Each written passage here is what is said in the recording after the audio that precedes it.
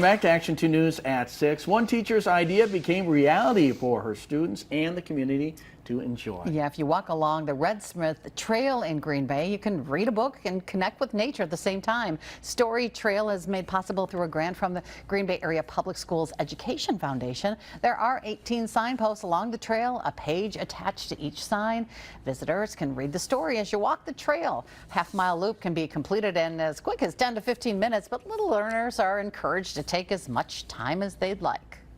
Hands-on learning piece, it connects that kinesthetic learning, which is really important because we have lots of kids who learn differently, and seeing them shine in this outdoor environment is a really awesome opportunity.